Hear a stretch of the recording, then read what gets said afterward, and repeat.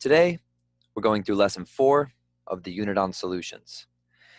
Now, concentration, when we talk about chemistry, is actually not the concentration definition you're used to.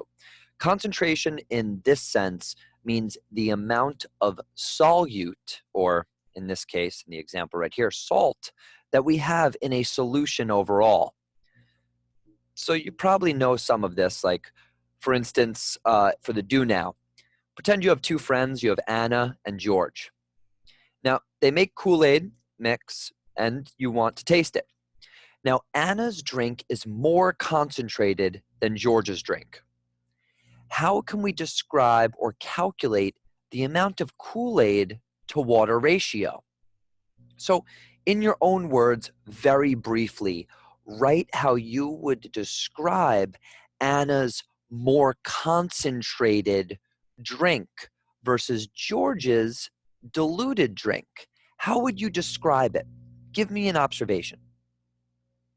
Yeah, so for Anna's drink, you could say it's darker, or you could even say that it tastes sweeter because it's going to contain more Kool-Aid to water. Which one of these flasks has the highest concentration of dissolved ions or electrolytes? Yeah, in the flask that has the darkest color. That's why it's dark. It has the most dissolved ions in there. So the more Kool-Aid powder you put in, the darker the color of the flask is going to be. The higher concentration. Which one of these is the most diluted solution? Yeah, it's going to be the one on the right-hand side over here. So this is the most diluted solution because it contains the least amount of dissolved ions in comparison to the one on the left, which is really concentrated. You could even tell from the color. This one has more of a see-through color. Well, this one has a darker color. So concentration is a solution's concentration is the amount of solute in the solution. So we could have very concentrated solutions or we could have diluted solutions. In the example here, the solute is salt and the solvent is water. So we're going to be looking at the different parts of the solutions, the solute and the solvent, together in concentration. Now, concentration can be expressed two different ways. The first way is molarity. So molarity, it has a word in there that we've used before. Can you take a guess what it is? Yeah, it's moles. The molarity has to do with the amount of moles of solute. And we're also going to be looking at parts per million. And that's something you might hear in the news or even see in some scientific journals or even while reading a book. It's parts per million is the amount of something as we look at the million of molecules. Or you could even do people. You could say that out of 1 million people, that there was only a certain amount of them that had blonde hair. And you could say, or let's just use an example, one blonde person out of 1 million. So everyone else has brown or black hair or no hair at all. So molarity, like I was saying, we're going to use moles to calculate this. So molarity's formula is molarity is equal to the moles of the solute over liters of solution. So the solution is the entire thing, remember. The units for molarity is big capital M. And what that big M represents, it equals moles, right here, MOL, over liters, big L. Molarity is the amount of moles of solute in 1 liter of solution. So parts per million, this is the other way that we measure concentration. Parts per million is a form of concentration that describes very small quantities in a large sample. So for instance, you know I love marine biology. It's my former career. Contaminants in the ocean, we always measure them in parts per million because we need to be able to put it in the sense of there's a lot of water out there, but we might not be able to find certain toxins in that water in high quantities. So for instance, Carbon dioxide, CO2, is always measured in water, and back in the 60s, it was at about 320 parts per million. And in the course of about 50 years, it raised almost 70 parts per million. So that means if we had a million little dots, a lot more of them are starting to become carbon dioxide. So there's a form of concentration that we can look at on table T. I'll be there in a second, though. So parts per million, the formula, this is the toughest formula because at the end of doing the simple calculation of the mass of the solute, so for instance, how much carbon dioxide we have, the mass of it, over the mass of the whole solution, we need to multiply by 1 million because remember, this formula is parts per million. So also another way to look at this is the mass of the part over the mass of the whole, and then multiplying it by 1 million. That's another way to do this formula. Please remember that on your reference tables, right over hither, underneath concentrations, on the last page in table T, we can find both of these formulas, mass of the solute over solution and moles of solute over liters of solution. So parts per million is right here, and molarity is right here, underneath concentration on table T. So I'm going to run us through some practice problems. And before I do, I want to make sure we're underlining the proper place.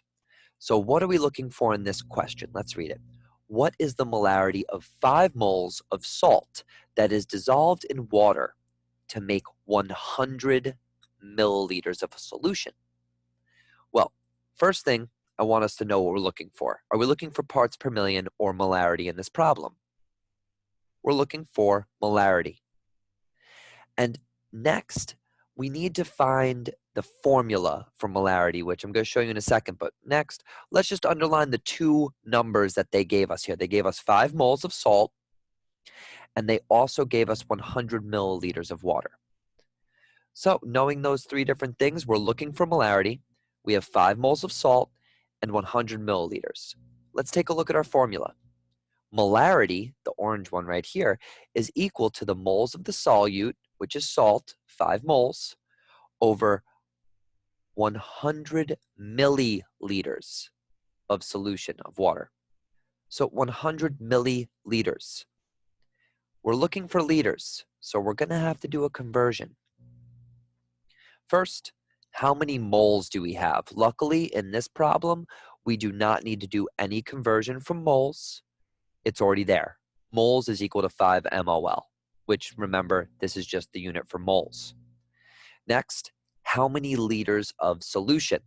So we're going to need to think about this for a second because we can always refer back to our reference table in the very, very front.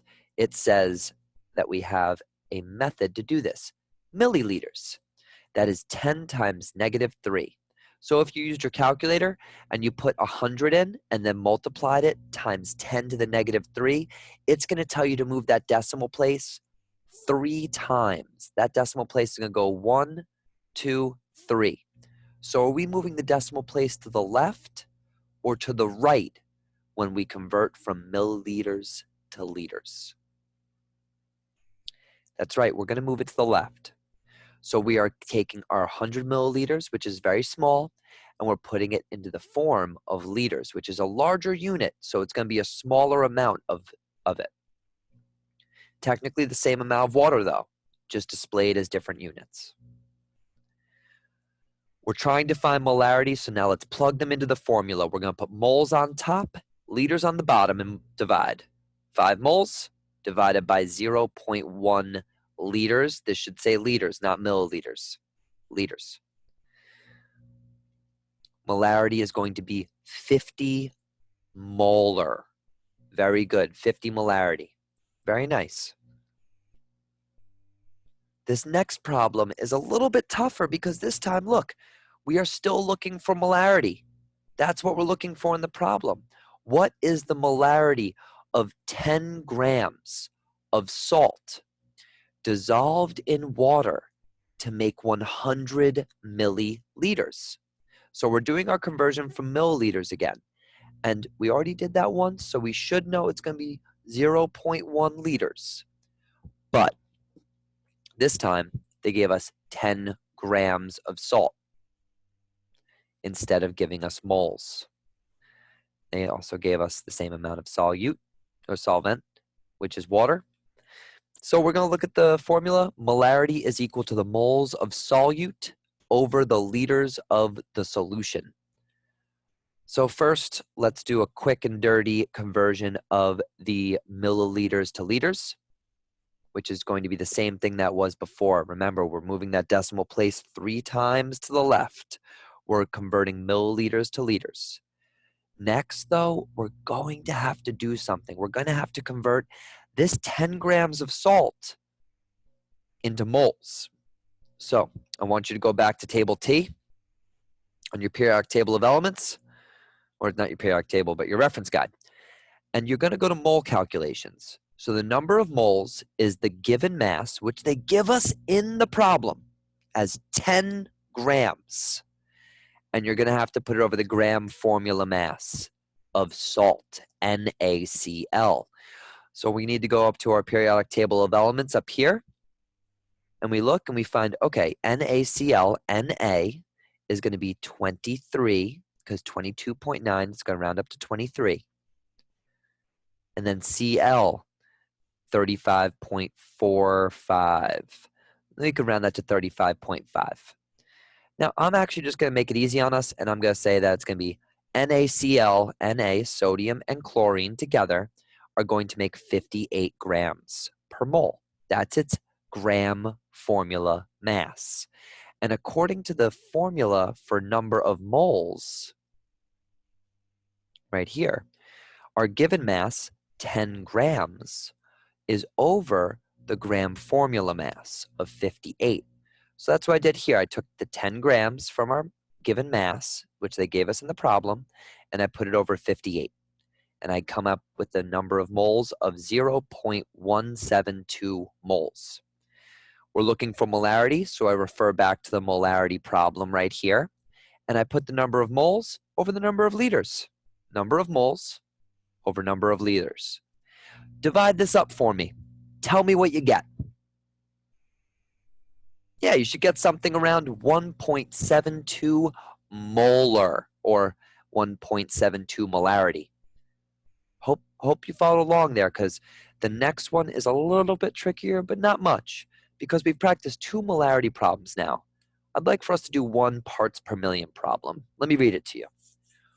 What is the concentration of O2 gas, oxygen gas, in parts per million in a solution that contains 0.008 grams of oxygen in a gas that is dissolved in 1,000 grams of water? So let's take a look at our formula for parts per million. Parts per million is equal to the mass of the solute over the mass of the solution times 1 million. Now, we have our mass of the solute. It's the oxygen. That's what we're dissolving in the solvent or the solution. So we have 0.008 grams of oxygen, and we have our mass of our solution. Our total solution is 1,000 grams. So we set this up. Parts per million is equal to the solute over the mass of the solution. And what do you get here? Your calculator probably gave you something funky, but if you write it all out, you're going to get a whole bunch of zeros with an 8 at the end. However, you got to remember one thing. What do you have to do in parts per million at the end? You got to multiply it by 1,000,000. And the reason for this is because it's parts per million. So we take our 0.0000008 and multiply it by 1,000,000, and we come out with parts per million being 8. So that means for every molecule of water amongst 1,000,000 molecules, we're only going to have 8 molecules of water by themselves. So I know that that was pretty math heavy, and we're going to be going over that again on Wednesday. With a little Google form, I'm going to give you 2 molarity problems and 1 part per million problem. So I'm going to make it so you can watch the